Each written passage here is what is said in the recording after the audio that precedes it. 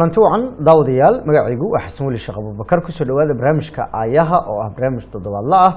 oo aan idinkaga soo baahino telefishinka shabakada warbaahinta Shabeelle. barnaamijkeena waxaan aalaba daawadayaal ku gorfeynaa mid kamid ah mawaadiicda muhiimka ah ee quseeya dhalinyarada Soomaaliyeed gaar ahaan dadka u saaxiibka ah hal abuurka iyo sidoo kale dowrka muhiimka ah ee ay dhalinyaradu ka qaadanayaan horumarka dalka dhinacyadiisa kala duwan. daawadayaal qof kasta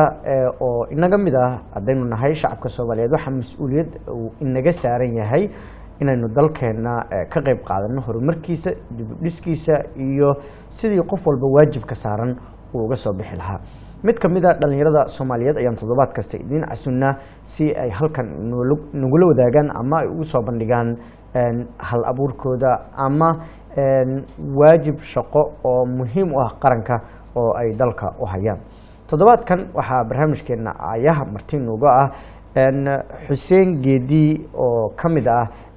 hal abuurada Soomaaliyeed. Xuseen Maxamed Geedi oo ah nin dhalinyaro ah isla markaana hal abuur ganacsi oo markaasi bulaalay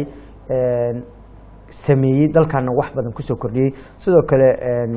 Xuseen waxa uu soo maray dalal badan oo qaaradan Afrika iyo meelo kala duwan oo uu soo arkay. Xuseen ayaa barnaamijka inoogu martiya oo aan ku soo dhaweynaya. Xuseen Maxamed Geedi ku soo dhawo barnaamijka ayaa ku mahadsantahay soo dhaweynta. waa aad baan kaaga mahadcelinaynaa inaad waqtigaaga qaaliga ah noo soo hurto isla markaana aad la wadaagto aragtiyadaada iyo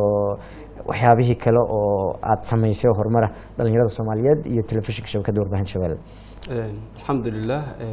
TV-ga Shabeelle Media Network waxaan ugu mahadcelinayaa marka hore ama ugu riyaaqsanahay dadaalkii juhdiga ay ku bixiyaan dib u dhiska dalka. waxay warbaahintu qayb weyn ka tahay dib u dhiska dadka maadaama maskaxda dadku ay dhisayso iyo sideedaba idaacadda lagu yaqaano dhexdhexaadnimo iyo run sheeg. waa gartay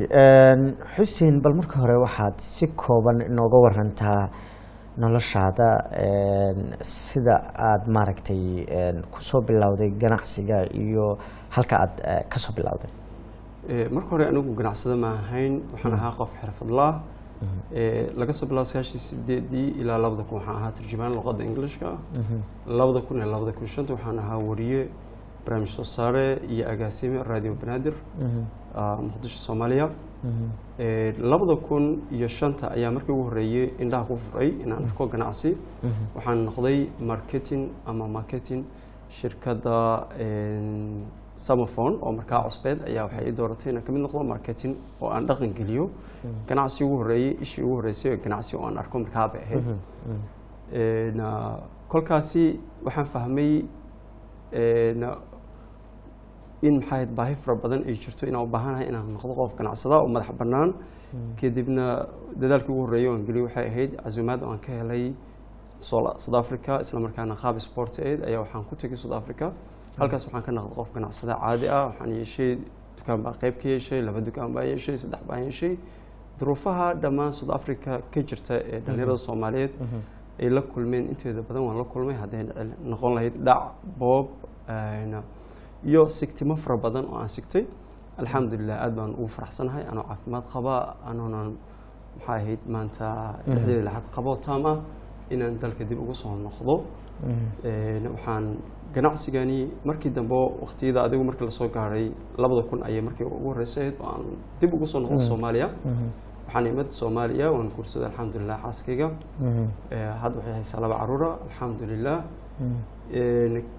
kadib dib baan u laabtay markii noqoshada labaad ayaa xaaskayga ganacsiga iigu horeysay. xaaskayga waxay ku biirtay network marketing industry qaab loo yaqaano ganacsi cusub oo casri ah oo ka duwan ganacsiyada caadiga ah. maxay ganacsiyada caadiga naqaan waxa weeye qofku inuu haysto huge investment maalgelin baaxad badan inuu haysto $10,000 $50,000 ama $100,000 inuu ganacsi ku bilaabo ama $20,000 inuu ganacsi ku bilaabo sida caadiga ah. anu naftiga ganacsiga aan aqaano oo traditional ka ah ayaa nooca ahaa. iyada ayaa isoo wacday ugu jiray 2 sano wadanka mar walba ka maqan tahay 6 bilood ama 8 bilood joogtaa. sidaana maaha si horumar maxaa ahayd aan nolosha ku sameyn karno, balse ganacsigan oo aniga aan soo arkay oo aan tijaabiyay ayaan doonayaa inaad daraasaysid. isla markaa waxaan bilaabay inaan research dhanka internetka sameeyo shirkadda oo xarun weyn ku lahayd Johannesburg Randburg magaaladeeda ayaan xiriir la sameeyay xagga telefoonka iyo xagga emailka intaba xogtii markaan daraasaday dhinacyo badan ka fiiriyay waxaa ii soo baxday inaan xal u helay dhibaatadii shakhsiyan ay haysatay oo ahaa nolosha qurbaha iyo wadankii oo aan isku keeni waayo reerkiina halkaan joogo dhaqaalihiina xagga aan u doonayo culays ugu ahaa midda labaad ganacsiga naftirkiisa South Africa aan ku jiray waqtiyada dambe ma ahayn ganacsi horumarkii iyo higsiga riyadeeda aan ka gaari karo ma ahayn marka ganacsigani markaan arko waxaan fahmay inuu baahiyo fara badan xalinayo baahida koowaad oo ah time freedom financial freedom in ganacsigani siinayo waqti xor ah iyo dhaqaale xor ah anigoo reerkayga la joogo inaan ganacsigani aan qaban karo isla markaasna dhaqaale ka baaxad badan hadda waxaan helaa laba jibaar lacagtii aan helayay marka aan South Africa ku noolaa alxamdulillah aad baan ugu mahadinayaa si gaar ah xaaskayga ku mahadinayaa oo macnaha fikradda marka hore qayb ka ahayd inay ugu dhaliso oo fahamsiis ganacsiga waa gartay si fiican ayaad u sharaxday South Africa aad markii hore ganacsi waxaad ku haysatay sida sheegtaba midka iska caadiga ah oo dhaqanka Soomaalidu ay isticmaalaan inta aad ganacsigaas ku jirtay dhibaatooyin badan la kulantay dadka loola sameeyay waxaan rabaa ganacsigaas aad ku jiri jirtay muddo marka sidee kugu saro gashay inaad si automatic ama si caadiga iska soo bedesho oo ganacsi aan lacag badan u baahnayn oo aan billion dollar ama sponsorship u baahnayn maalgelin u baahnayn inaad u guurto oo aad kale ka guurto xog waxa asalka u ah waa xogta waxaan ku jirnaa age la yiraahdo information age waa laga soo gudbay xilliga industrial age oo waagi hore maaragtay warshadaha lagu tirsamay hadda waxa weyn walba qofka inta ku xog badan yahay ayuu xalka iyo nolosha meesha jirta ogaay caalamku isbedelkiisu aad u badan yahay isbedelku aad u badan yahay ganacsiyada caadiga oo naqaanay waqtiga dheer wax badan iska bedelay hada ganacsiyada caalamka inta badan waxa way franchise way inkastoo franchise qaar waxay rabaan maalgelin aad u adag sida Coca-Cola kale sida McDonald's oo kale KFC oo kale waxay ku xirayaan inaad haysato $1 million iyo ka xaga hadii aad rabtid inaad distributor ka noqotid laakiin ganacsiyo cusub oo hor leh ayaa soo baxay kaas oo ah targetka lagu saarayo wax la yiraahdo network marketing industry taasoo macnaheedu tahay in customer-kii la isku xiro isku xirka customer-ka waagi hore waxaad u baahneed lacag fara badan oo maalgashi ku samaysa hadda company-ga asiga ka lacag badan hanti fara badan oo haysta hantida maadaama uu haysto wuxuu u baahan yahay customer ayuu u baahan yahay marka koowaad wuxuu ku leeyahay in noqo customer marka adigu customer noqotid kadib waxaa sameynaysaa referral word wax la yiraahdo ama tala afka ah inta badan si normal ah noloshayna waan sameynaa tusaale kale shay walba oo qiimo leh oo adiga aad haysto tusaale kale haddii aad telephone smartphone aad haysto dadka dhalinyarada markay ku arkaan ku weydiinayaan waxay ku leeyihiin ka waran batterigiisa ama camera ka weydiinayaan waxaa laga yaabaa in intaas ka badan oo faahfaahiso tiraahdo speedkiisa intaas way storagekiisa intaas way kameradiisa waxa way beauty camera leeyahay double pixel wax zoom uu leeyahay wax badan oo faahfaahinayso nolosha normalka aha oo referralka aha oo inta badan customerada ay sameeyaan maxaa yeelay customer walba asiga abuuro customerada ka dambeeyo nolosha noocaas ayaa waxayna qatay ganacsi caalami ah oo faa'iido wadaag ah ku noqonaysaan shirkadii aad alaabteeda aad u iibinaysay ama aad customer ku soo xariisay ganacsigaaga markii hore dibadda ku soo bilowday sida South Africa iyo meelo kale soo martay haddana gudaha dalka ayaa business ku haysataa runtii ka duwankii hore wax badan dalkaas waa ka soo tagtay qurbaha ka soo tagtay halkan yaa fursado badan ma dalka ka fursado badan xagga mase fursadaha waa ka sameeyeen xaqiiqatan waagi aan yaraa tusaalka 2006 marka wadanka carreeyay waxaan u carray waxyaabaha weyn waxay ka mid ahayd waxaan aaminsanaa in fursadahu ay ku yaryihiin Soomaaliya isla markaasna aan ku jiro xabsi kor ka furan laakiin mar haddaan borderka dhinac ka gudbo oo caalam kale aan tago aan u tagayo fursado shaqo fara badan oo meel yaala oo u tagayo nolol fiican oo barwaaqo ah laakiin xaqiiqda way aragnimada iyo waqtiga waxa weeye in halkani ay ka fursado badan tahay caalamka kale dhowr shay in way jiraan marka hore caalamka kale waxaa degay shirkada aad waaweyn oo ku xadadiistay su'aalka hadda South Africa markaan joognay annaga ganacsigeena meesha ku abuurnaa waxay meelaha ugu riskiga badan ugu khatarta badan ayaan ku abuurnaa maxaa yeelay meelahaasi shirkadaha ma rabin inay degaan iyagoo ka carriyo security maxaa shirkadaas inta badan waxay ku jiraan IMS-kuna shuruudo leeyahay oo ah ay ka mid tahay goobta la degayo mar walbo safety-geeda intuu u dhan yahay ayaa lagu xiraa maadaama safety-giisa noocaas ku xiran yihiin iyagu waxay sameeyeen meelo ka baxsan meelaha riskiga ah ama dadka masaakiinta ay ku nool yihiin ama tuulooyinkaas sida loo yaqaano iyagoo ku qasbi jiray dadku in iyagu u yimaadaan meelaha nabadda ay wax ka iibsadaan Soomaali marka xagga tagnay waxyaaba aan fahmno waxay tahay dadku in ganacsigooda kala fog yihiin marka waxaan isku daynay inaan gaabkaas aan buuxino oo ah in aan dadkii guryahoodii adeeg ugu geeno taasina waa waxyaabaha badan inta badan riskiga iyo dhibaatada iyo dilka iyo dhaca iyo u badan yihiin taas weeye halka markii aan marka baxay waago waxaan aaminsanaa in dibaddu ay fursad jirto laakiin markaan caalamka kale waxaan ogaaday fursadu inay gudaha jirto waxaan rabaa dhalinyarada inaan ka wacyigeliyo arrin yar oo ah inta badan ay dadku dhalinyaradu inta badan ay ku baraarugsaneen taasoo ah maxaanaha 95% dadku waxay raadiyaan shaqo meeshii dhibka ka jira taawe 5% ayaa shaqo abuura 95% in shaqo raadiyaan alada kuwaad taawe marka dadku waxay u baahan yihiin in ay joojiyaan shaqo goobida ama shaqo ugaarsiga okay waxaan ka hadlaynaa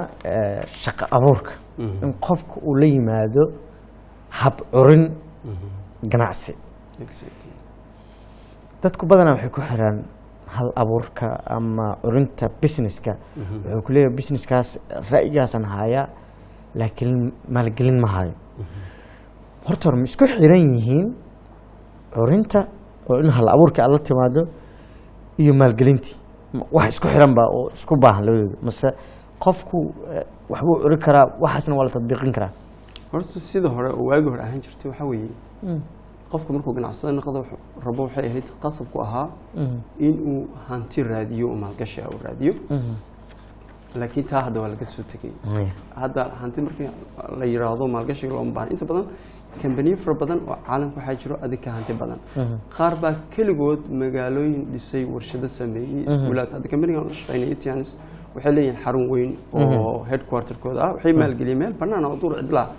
ayuu waxay ka warshado maxay ahayd property development jaamacado wax badan ay sameeyeen way badan yihiin kambaniyada marka haya lacagta haya laakiin la suuqi ayaa badan hadda caalamka kambaniyo fara badan product soo saara productiga suuqyadu ku tira batay aad buu baaxad badan yahay million nooc oo product ayaa soo baxa marka hadda waxay dadku u baahan yihiin waxay rabaa inay ogaadaan uma baahna inay wax soo gataan oo wax sii iibiyaan uma baahna waa old waxaa la traditional market inaa haysto lacag aad alaab ku soo iibsato si aad u soo iibisid waa traditional market waa nooc hore wey lama baahna dadku waxay u baahan yihiin keliya in ay buuxiyaan inay noqdaan networker waxa weeye in aad doorato company mustaqbal fiican leh maalgashi fiican leh productigiisa aad adigu noqoto number 1 customer simple waxaan u fahmay inaad aragtida keensato oo aad company la wadaagto soo kugu maalgeliyo sidaas ah inta sida badan ma badna inta badan way jiraan dad maxay ahayd hal abuur product leh laakiin aniga hata qaybta ma qabto ma sameeyno hal abuur product sidee aniga intaan hal abuur keeno oo hal abuurkay ku shaqeyn kara adoo tusaalanaysiina hal abuurka ayaa kala nooca mesela intii dabaan aniga waxaan qaabilsanahay inaan dadku wacyi gelinta qaabilsanahay waa garta waxaan qaabilsanahay kambaniyada badeecada iyaga ay soo saaray iyaga mar walba ku weydiinaya feedback ay jiro oo productooda ku saabsan waxyaabay laga bedel lahaa qaabka la yeeli lahaa laakiin inta badan anagu shaqadeena ma inta badan shaqadeena waxa weeye customer education customerka ayaa waxaan fahamsiinaa inayna u baahnayn inay consumer kaliya noqdaan inay jiraan kambaniyo product fiican leh bolisina leh bolis waxaa la yiraahdaa kambani kugula heshiinayo in adigu loyal customer u noqoto kolka u noqoto benefit ama faa'iidooyin daba dhigaya faa'iidooyinkaas ka mid tahay inay ku siiyaan il dhaqaal tusaale kale kambaniga wuxuu dhiibaa 8 nooc oo dakhli ah ama lacag ah isbuuc lacag baan qaataa hadda aan kula hadlayo hadda aan ka soo baxaa shirkaddan ka soo baxay lacag qaatay oo isbuuc la bish lacag baan qaataa abaalmarin oo week afraad oo bishan week ugu dambeeyay bisha waxaan leeyahay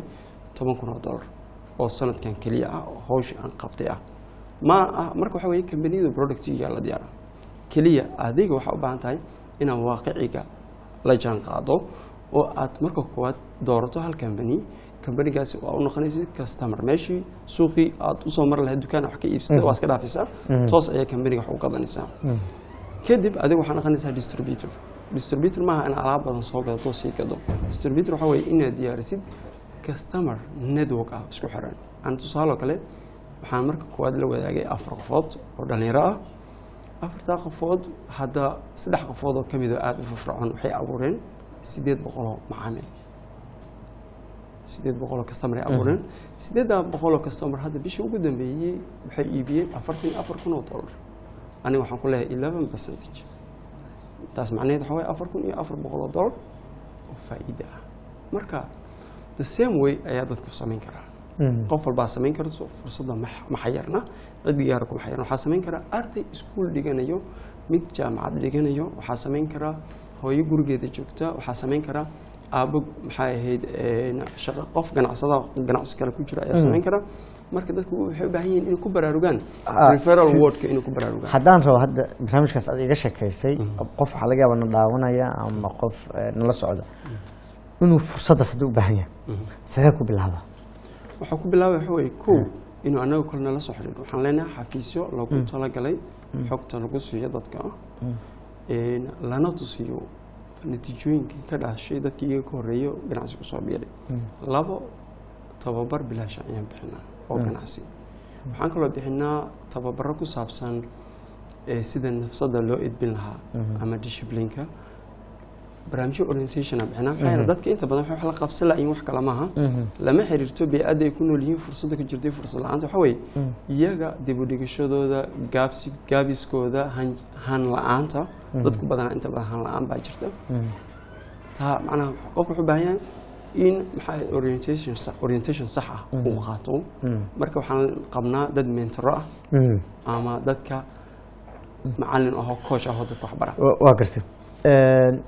Soomaaliya si fiican ayaad u joogtaa gaar ahaan Muqdisho si fiican oo la socotaa waa fiirisay Muqdisho inta joogtay markaa ku soo laabatay iyo markaa ka tagtay maxaa farqiga u dhaxeeya xagga dhalinyarada sida ay maaragtay ula macaamilayaan horumarka socda maxaa farqiga dareemaysaa markii ugu horreysay horta 2015 oo aan Soomaali dib ugu soo laabtay waxyaabaha ku aan dareemo waxaa weeye jiilal fara badan inay maqan yihiin waxaan waayey jiilal aan ila eg inta badan waxaan arkay suuqyada shaqada nolosha dad araawgada ah iyo dad aad u yar markii ugu horreysay oo ka naxay waxaan la kulmay teenager 14 jir 13 jir ah wiilkayga 10 jir ah maalin teenager u soo qaaday markaas ma mid 13 jir wuxuu yiri adeer ana u jaray waxaan dhahay caruur kuma aamini karo markii ugu horreysay Soomaaliya 2015 ay maad waxaan dareemay waxa weeye jiilal fara badan inay meesha ka maqan gaab inuu jiro oo dadka da'dooda u dhaxaya gaabkii xoog lahaa way aragnimada lahaa hal abuurka lahaa inay wada carreeyaan dareemay wixii dhintay Allah naxariisto oo dhibaato badan iyo dagaal badan dhacay laakiin intii badbaaday waxaan dareemay inay wadan ka carreen hadda waxaan dareemayaa xoogaa dib u soo noqoshada inay intii ka xoog badan tahay waxaan mar walba kulanaa arkaa dad fara badan oo qurbaha ku noolaa oo ku soo daalay nolosha qurbaha oo arkay inay anfacaynin horumar badan ay ka sameyn karin inuu baahneen inay meel nabadgelyo isaga noolaadaan xunaan wax cabaan inay u baahneen la ku baahin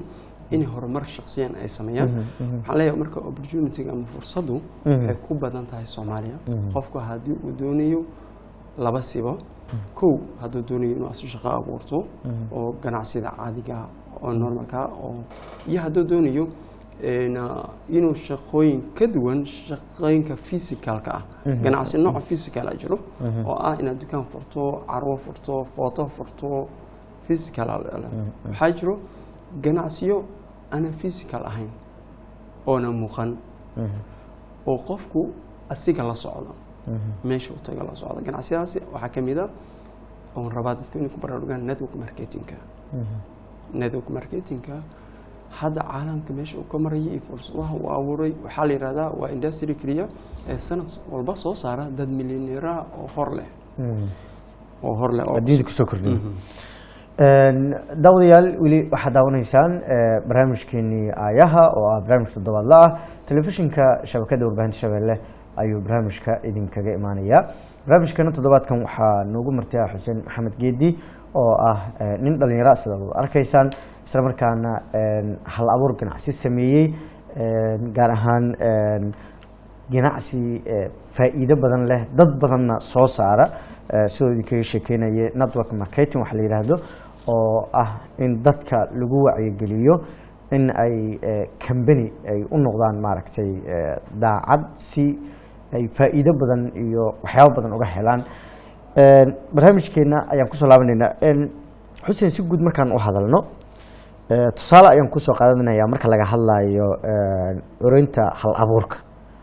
ama ra'yiga in ganacsi in la curiyo. waxaa jira nin dadka intiisa badan ay yaqaanaan oo hal abuuro ganacsi ah oo aflaxay oo saameyn badan adduunyada kale waxaa la yidhaahdaa Khaliil Rafaadi.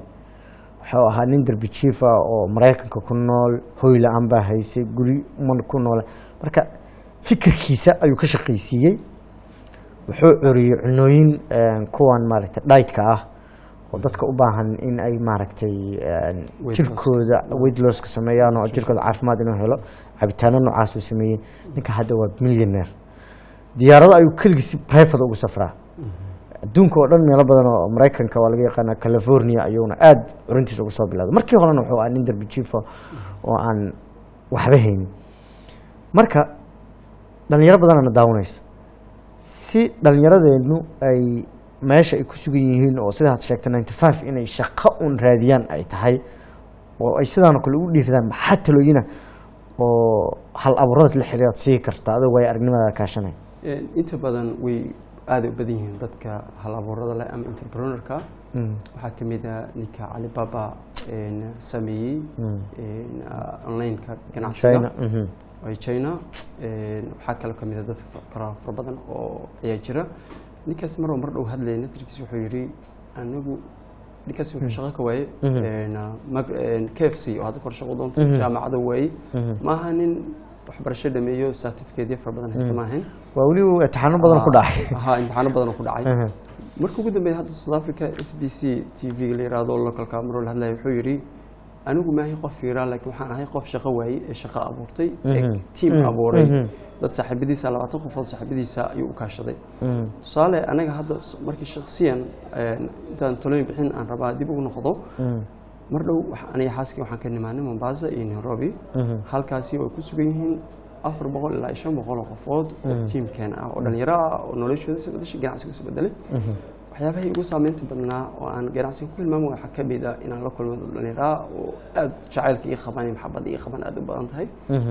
markaas waxaan ku dhahay maxay idin qabtay markaa waxay yiraahdeen maadaama ganacsigan qof saaxiibka soo gaarsiisay asan soo gaarsiiyay ayaan kaga aqbalayna. waxay iga sheekeeyeen waxay ahaayeen dad kableeri ah ama waiterka ah qaar ka mid ah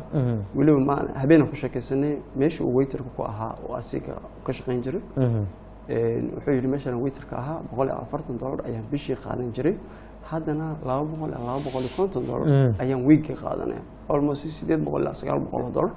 ayuu bishii qaadanaya. marka dadka Soomaaliya meel walba joogaan qurbaha iyo gudahaba waxaa jiro fursado way badan tahay way balaaran tahay. anaga hadda company-geena chance caalamka xarun badan ku leeyahay. haddii aad degan tahay London wuxuu ku leeyahay North West London. haddii aad degan tahay Germany wuxuu ku leeyahay xarun weyn ku leeyahay. Italy wuxuu ku leeyahay 33 dawlad Afrika wuu degan yahay. Asia wuu degan yahay sida Malaysia Indonesia wuu degan yahay. India waa degan yahay.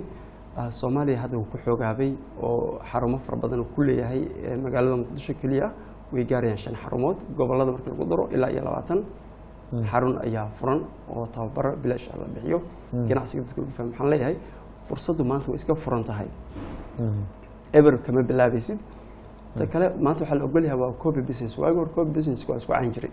ceeb uu ahaa qofku wuxuu ahaa inuu hal abuuro nooc cusub oo ganacsi laakiin hadda waxa lagu leeyahay qof mentor ah oo anoo kala ayaa dooranaysa marka dooratid uu ku tababaraya ganacsiga ku barxo ku leeyahay step-ka aan qaaday kala qaad. dadka hadda aan guuleystay oo hadda aniga step-yada qaad waxaan kamid ah talaabooyinkii qaada ka xaaskayga oo abaalmarin bisha labaad qaatay $5,000 haddana aan dalxiis kala imaanay 3 bari koorna aan joor tababar iskala bixinaynay xaaskayga Zara Cabdullaahi Maxamed.